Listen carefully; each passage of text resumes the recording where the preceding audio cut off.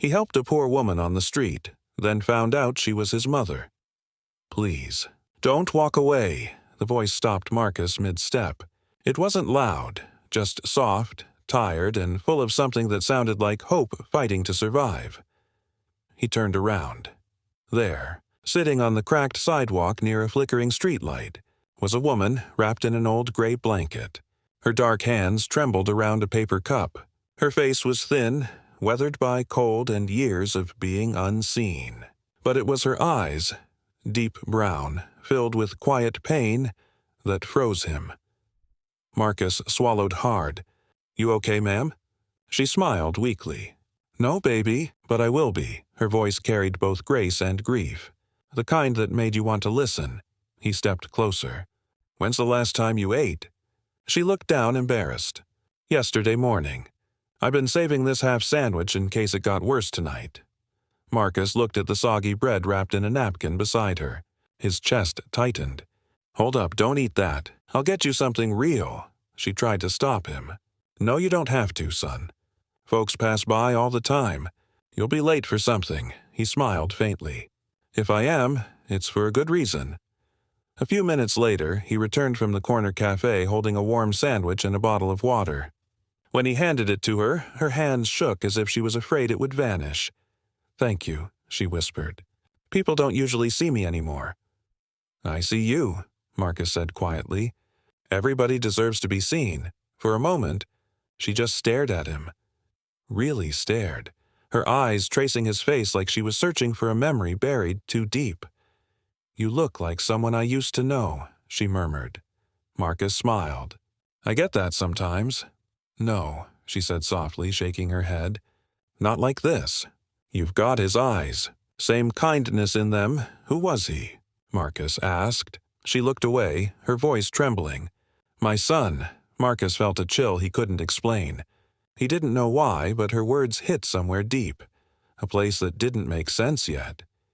He crouched beside her. "What's your name, ma'am?" "Gloria," she said. "Gloria Matthews," he nodded. "I'm Marcus." "Marcus," she repeated slowly, like the name tasted familiar. He smiled and stood. "I'll check on you tomorrow, Gloria. Maybe bring you something warm." Her eyes glistened. "Nobody ever comes back twice." He looked at her. Really looked. "I will." As he walked away, the sound of her voice followed him. Soft, trembling, and full of something unspoken. "God bless you, Marcus." And though he didn't know why, his chest felt heavy, as if that woman's blessing carried a truth his heart wasn't ready to face. "Ma'am, you still here?" Marcus's voice cut through the soft hum of the morning city. He stood on the same corner, a paper bag in his hand, his eyes scanning the street like he was afraid she'd vanished. A moment later, the blanket moved. Gloria looked up slowly, blinking against the sunlight. Her face broke into the faintest smile. "You came back," she whispered. "Told you I would," Marcus said, crouching beside her. "You like chicken soup?" She laughed weakly. "Baby, I'd like anything warm." He handed her the container and a spoon, watching her eat carefully as if she didn't want to waste a single bite. The way she closed her eyes after each spoonful, it wasn't just hunger, it was gratitude. "You live close by?" he asked. Gloria shook her head. "Ain't got no home. Been sleeping near the church off Broad Street. They let me stay inside when it rains sometimes." Marcus frowned. "You shouldn't be out here like this." "It's dangerous," she chuckled softly. "Son, life's been dangerous since the day I came into it." He smiled, shaking his head. "You remind me of my grandma. Same attitude." Her eyes softened. "Your grandma raised you?" "Yeah, my mom died when I was born," he said quietly. "Never knew her. Grandma told me she was young, didn't have much, but she loved me." Gloria froze. Her spoon stopped midair. "You never knew her?" He shook his head, staring off. "No pictures, no letters. Just stories. Grandma passed when I was 20. It's just me now." For a long moment she didn't move. Her breathing changed, slower, heavier. Then she whispered, "What was your mother's name, baby?" Marcus looked down at the cracked pavement. Her name was Gloria. The spoon slipped from her hand. The sound of metal hitting concrete was small but sharp enough to make Marcus look up. "You okay?" he asked quickly. She blinked fast, trying to hide the tears forming in her eyes. Yeah, just clumsy hands. But inside, her world was spinning. She stared at the young man kneeling in front of her, the same gentle eyes, the same jawline, the same birthmark on his neck. She had buried that image in her memory decades ago when she signed a hospital form she never forgave herself for. Marcus touched her shoulder. "You sure you're all right?" She nodded quickly, forcing a smile. "I'm fine, baby. You remind me of someone," he laughed lightly. "Yeah, you said that yesterday. But this time..." Her eyes stayed on him, filled with a truth she couldn't say. Because this wasn't just some kind stranger. It was the son she lost. And she couldn't tell him. Not yet. "Hey, Marcus," Gloria called softly the next morning as he crossed the street. He smiled the moment he saw her. "Morning, Miss Gloria. You still hanging around this corner, huh?" "Seems like my corner's turning lucky," she said with a small grin. He chuckled. "Then maybe I should start charging rent."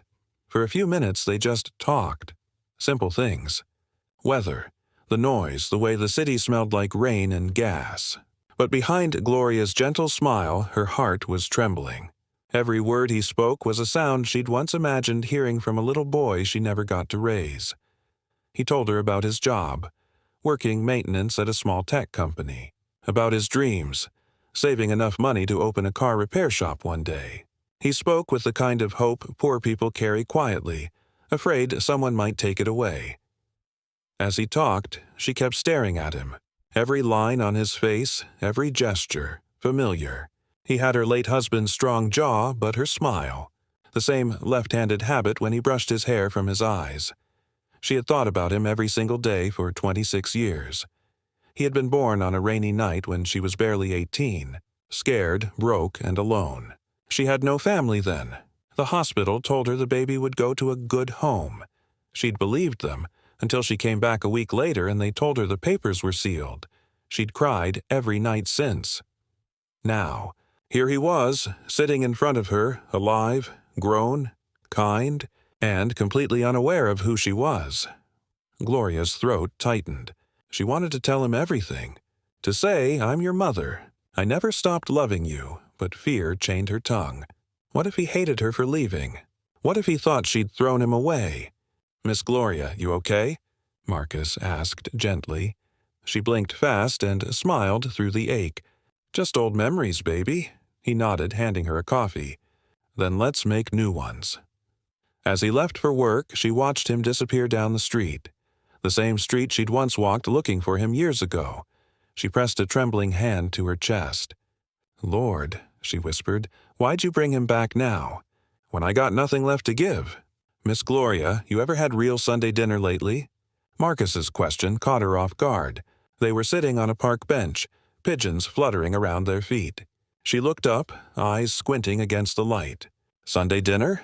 Lord, I can't even remember the last one I had," he grinned. "Well, you're having one this week, my place." No excuses, her lips parted in disbelief. "Baby, I can't go to your home looking like this." Marcus shook his head. "You think I care about that? You've been eating on curbs and benches. It's time you sit at a real table again." She hesitated, emotion swelling in her chest. No one had invited her anywhere in years. Not to dinner, not to talk, not to exist. "All right," she said softly. "If you're sure." "I'm sure." He smiled. "Sunday. 6 o'clock." That evening, Gloria stood in front of the small apartment complex Marcus called home. Her heart raced like she was about to walk into a memory she wasn't ready for. She'd washed her hair in the church bathroom, ironed her old dress with the heat of a kettle, and polished her shoes until they shined, even though they were falling apart. When he opened the door, she almost didn't recognize him. No work uniform, just a simple white shirt, clean jeans, and a grin that could light up a room. "Miss Gloria, you look beautiful," he said. She laughed shyly. "You sure your neighbors won't think you brought home somebody's grandma?" "They'll just be jealous," he said, pulling out a chair for her. The table was small but full. Cornbread, collard greens, baked chicken, sweet tea. The smell alone nearly brought her to tears. "Boy," she whispered, "you cook like somebody raised you right." He smiled faintly. Yeah, my grandma did her best. The words stabbed her heart. She picked up her fork slowly, blinking away tears before they fell into the food. They ate, they laughed, they shared stories. And as the night went on, Marcus noticed the way she looked around his apartment. Like every detail was something sacred. When she left that night, he walked her to the bus stop. Thanks for coming, Miss Gloria. She looked at him through misty eyes. You don't know what this meant to me, baby. He smiled. Maybe not yet. She turned toward the dark street, whispering to herself. One day, you will. Miss Gloria, you got anyone I could drop you off to? Family, maybe? Marcus's voice was casual, but it carried care. They were sitting in his car outside the church one rainy evening, steam fogging up the windshield. Gloria smiled faintly. No, baby, ain't got much family left. Folks move on. Time forgets people like me. He frowned. I don't believe that. Somebody somewhere's got to be looking for you. Her eyes softened. Maybe once, but not anymore. He looked at her a moment longer before starting the car. Well, you got me now, so I guess that makes two of us looking out for you. Her chest tightened. You don't know how much that means, Marcus. The next morning, Marcus sat at work, distracted. He couldn't stop thinking about her. The way she looked at him, like she saw more than he said. Something about her voice, her eyes. It stirred something deep inside him. On his lunch break, he found himself scrolling through an old box of photos he kept under his desk. Pictures of his grandma, faded hospital papers, and one small baby photo labeled only Marcus, County General Hospital. He'd never noticed it before, but on the back was a smudge of handwriting. Just one line, faint and barely legible. I'll find you someday. G. He stared at it, his heartbeat quickening. G. He thought of her. Gloria. He froze, the thought hitting like lightning. Could it be? It made no sense. She was just a stranger, a homeless woman he'd met by chance. And yet, her eyes, her voice, that gentle way she said his name. He tried to shake it off, but the thought wouldn't leave. That night, he drove back to her corner, the same spot by the church. She was there, humming softly, folding her blanket. Hey, Marcus, she said, smiling. He sat beside her, heart pounding. Miss Gloria. Can I ask you something? She nodded slowly. You can ask me anything, baby. He hesitated, then pulled out the photo. Do you know this picture? Her eyes fell on it, and for a moment her whole body froze. Her lips parted, trembling. She whispered, voice breaking, Where did you get that? Marcus's breath caught. It's me. When I was born. Why? Tears rolled down her cheeks before she could stop them, because the note, that promise, was hers. Miss Gloria. What's going on? Marcus's voice was steady, but his eyes weren't. The photograph trembled in his hand. He could see her staring at it like it was a ghost that had followed her for years. She didn't answer at first. Her lips quivered. Her fingers brushed the edge of the photo with a kind of fear that looked like love trying to escape. Where did you get this? She whispered again. It was in my grandma's things. It's the only picture I have from when I was a baby. He hesitated. That note on the back, I'll find you someday, G. Was that you? Gloria's breath hitched. She turned her face away, tears falling freely now. Lord, I prayed this day would never come like this, she said softly. Come like what? He asked, his voice rising. She looked back at him. Really looked. Her eyes carried 26 years of guilt. Because, Marcus, I'm your mother. The world went silent. The cars, the wind, even the rain seemed to stop. Marcus blinked, frozen. What? I'm your mother, she repeated, her voice trembling but sure. I gave birth to you. I held you for 3 days before they took you away. He stepped back slowly, shaking his head. No, that doesn't make sense. I was young, she said quickly, her words spilling like a confession she'd rehearsed her whole life. I was just a girl with nothing, no family, no home. They said you'd have a better life. I thought I was doing what was right. Marcus's hands trembled. So you just gave me away? Tears poured down her cheeks. I didn't give you away. They made me sign those papers in a hospital bed. I came back a week later, but you were gone. No name, no trace, nothing." He turned away, his throat burning. "All these years. You've been right here living like this? And you never tried to find me." She stepped closer, voice breaking. "I tried, baby. I looked everywhere. But once the records were sealed, there was nothing I could do. I lost you before I ever had a chance to be your mama." Marcus's jaw clenched. His eyes filled, but anger and love tangled inside him like two storms fighting for space. "Why didn't you tell me sooner?" he whispered. She took a deep, shaking breath. "Because I wanted you to see me first. Not as the woman who lost you, but the woman who finally found you." For the first time, Marcus saw her differently. Not just a homeless stranger, but a broken mother, standing in front of the son she'd been searching for all her life, and he didn't know whether to hold her or walk away. "Please, Marcus, say something." Gloria's voice cracked under the weight of silence. The streetlight flickered above them, throwing shadows across her face. A mother's face, aged by time, guilt, and love that never had a home. Marcus stared at her, the photo still clutched in his shaking hand. His heart pounded so hard it hurt. "You had years, Gloria. Years to find me." "I did look," she said, stepping closer, desperate. "Every day I prayed I'd see your face again. You don't know how many times I thought I saw you on the street. I'd run after boys who looked like you until I realized it wasn't you." He shook his head, tears burning his eyes. "You don't understand. I spent my whole life wondering why I wasn't wanted, why my mom didn't want me." Her face broke. "I wanted you, baby, more than anything. But the world took you before I could even fight for you." He looked away, voice trembling. "I used to make up stories about you. Told my grandma that maybe you were famous. Maybe you'd come back one day. Every birthday, I waited. Every Christmas. Every night," Gloria covered her mouth, sobbing quietly. "And I was out here. Every night, too, wondering if you were warm, if someone was loving you better than I could." The pain between them hung heavy, like rain clouds ready to break. Finally, Marcus whispered, "You should have told me sooner. You had the chance." "I know," she said, tears glistening. "But when I saw you, I thought, maybe it's enough just to know you're safe. I didn't want to ruin your peace with my past." He looked at her then. Really looked. The trembling hands, the tired eyes, the quiet dignity she somehow still carried. She had nothing, yet she had loved him more than anyone ever could.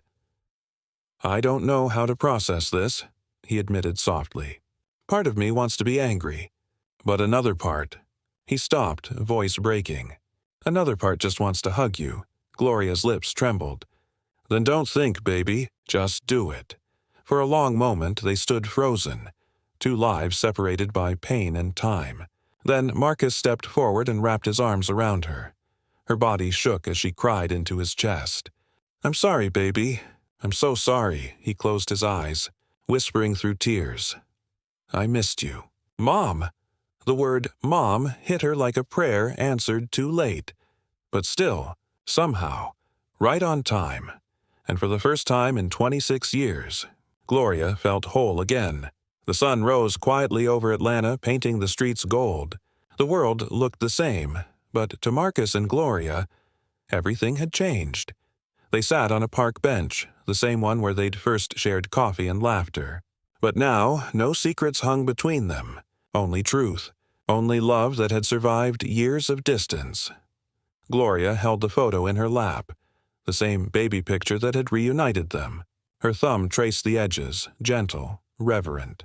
"You were so tiny," she whispered. "When they took you, I screamed till my voice broke. I thought God had forgotten me that day." Marcus looked at her with soft eyes. "Maybe he was just waiting for the right time to bring us back together." She smiled through tears. "You still believe in timing?" He nodded. "I believe some stories take longer to finish." They sat in silence for a moment, letting the morning breathe around them. The city stirred. Buses, footsteps, a child's laughter somewhere down the block. Life moved on, but for them, time had finally stopped hurting. That evening, Marcus opened the door to his apartment and gestured inside. You're not sleeping on no sidewalk again, Mom. Not ever. Gloria froze in the doorway. Marcus, I can't. Yes, you can, he said firmly. It's small, but it's home. And it's yours too. Her eyes filled.